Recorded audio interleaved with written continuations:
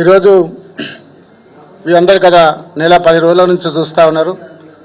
రాష్ట్రం అంతా కూడా ఒక ప్రభుత్వ కుట్ర, ముఖ్యమంత్రి రేవంత్ రెడ్డి కుట్రలో భాగంగా, రాజకీయ కుట్రలో భాగంగా అమాయక రైతులను నన్ను 37 రోజుల పాటు జైల్లో పెట్టి తప్పుడు కేసులు పెట్టినందుకు ఈరోజు న్యాయస్థానం గౌరవించి నన్ను విడుదల చేసినందుకు ఈ సమావేశం ఏర్పాటు చేసిన గౌరవనీయులు పార్టీ వర్కింగ్ ప్రెసిడెంట్ మాజీ మంత్రులు కేటీ రామారావు అన్న గారికి, శాసనమండలిలో ప్రతిపక్ష నాయకులు మధుసూదనాచార్య గారికి, గౌరవ శాసనసభ్యులు, శాసన మండలి సభ్యులు, పత్రికా, ఎలక్ట్రానిక్ అండ్ మీడియా మిత్రులందరూ కూడా పేరు పేరున ధన్యవాదాలు తెలియజేసుకుంటున్నాను.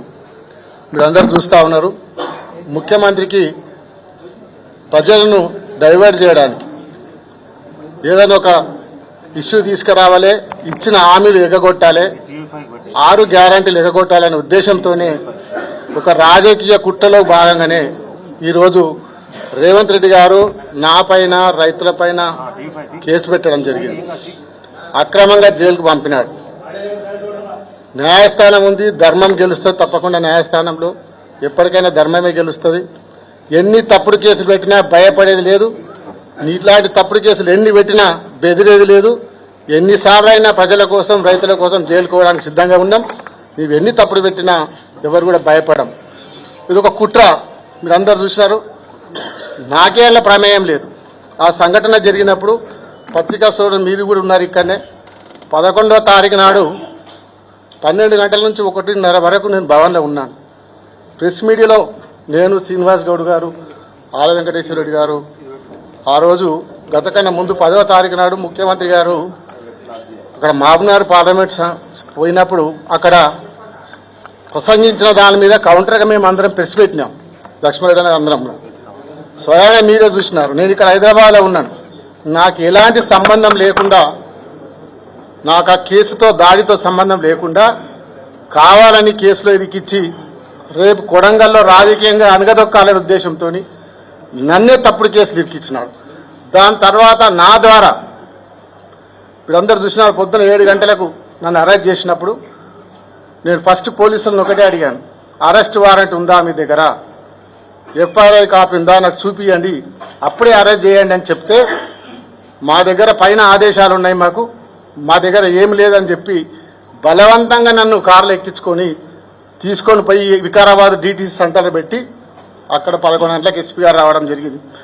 నేను ఎస్పీ గారిని కూడా ప్రశ్నించిన, సార్ నన్ను ఎందుకు అరెస్ట్ చేసిర్రు, మీ దగ్గర అరెస్ట్ వారెంట్ ఉందా, ఎఫ్ఐఆర్ ఉందా అంటే, మాకు కూడా పైకి ఆదేశాలు ఉన్నాయి అందుకే చేసినాం అని చెప్పి సాయంత్రం వరకు 3 గంటల వరకు పరిగిలో కూర్చోబెట్టి 4 గంటల ప్రాంతంలో కొడంగల్ హాస్పిటల్ తీసుకుపోయి హెల్త్ చెకప్ చేసినారు. ఆ హెల్త్ చెకప్ టైంలో అన్ని పేపర్ల మీద నా దగ్గర సైన్ పెట్టించుకొని నాకు చదవడానికి కూడా అవకాశం ఇవ్వకుండా, మా అడ్వకేట్ చదువుకోవడానికి వీలు లేకుండా డైరెక్ట్గా జడ్జి గారి ముందర ప్రొడ్యూస్ చేసినారు. దాంట్లో తెల్లారి మార్నింగ్ మా మిస్సెస్ జైలుకి వచ్చినప్పుడు కేటీఆర్ గారి పేరు చెప్పినామంటే మా పేపర్లలో వస్తుందని చెప్పినారు. అప్పటి వరకు నాకు తెలియదు. కేటీఆర్ గారి పేరు రాసి రిమాండ్ రిపోర్ట్లో పెట్టి జడ్జికి సబ్మిట్ చేసిరంటే ఎంత కుట్ర జరుగుతుందో ప్రభుత్వం, పోలీసులు కలిసి. అంటే నేనే తప్పుడు కేసులు ఇరికిస్తే నా ద్వారా కేటీఆర్ గారిని కూడా ఇరికియాలనే ప్లాన్తోని, ఒక ప్రభుత్వ కుట్రతోని. ఎందుకంటే 6 గ్యారెంటీలు ఇచ్చిండు, ప్రజలకు హామీలు ఇచ్చిండు, అవి చెయ్యే చేత కాదు. రేవంత్ రెడ్డికి మాటలు తప్ప చేతలు ఉండయి. కొడంగల్ ప్రజలకు తెలుసు, నాకు తెలుసు. 10 ఏళ్ల నుంచి చూస్తున్నాం.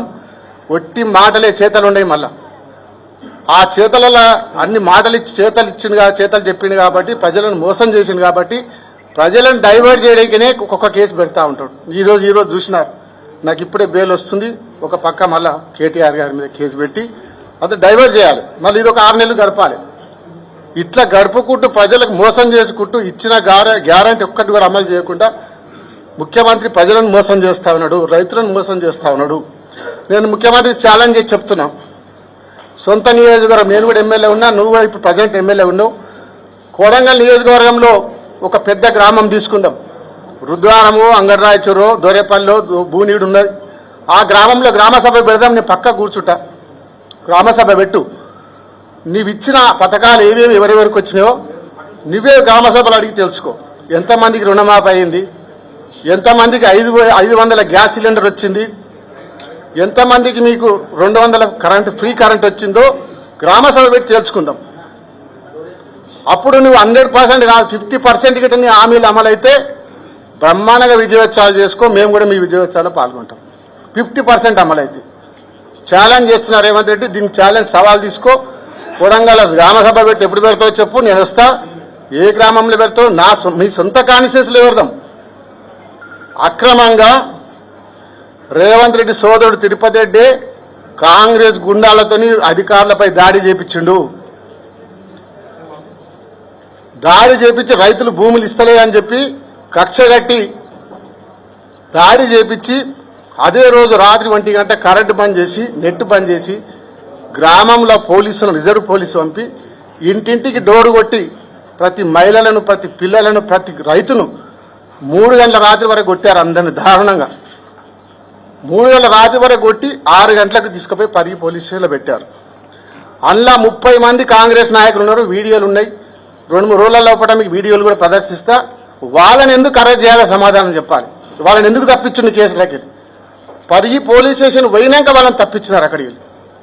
అంటే కుట్ర చేసి రైతులను భయభ్రాంతులు చేసి దౌర్జన్యం చేసి కేసులు ఇరికిచ్చి భూములు గుంజుకుందామని ప్రయత్నం చేశారు తప్ప మేం చేయలే కుట్ర. రేవంత్ రెడ్డి సోదరుడు తిరుపతి రెడ్డి కుట్ర చేసినాడు.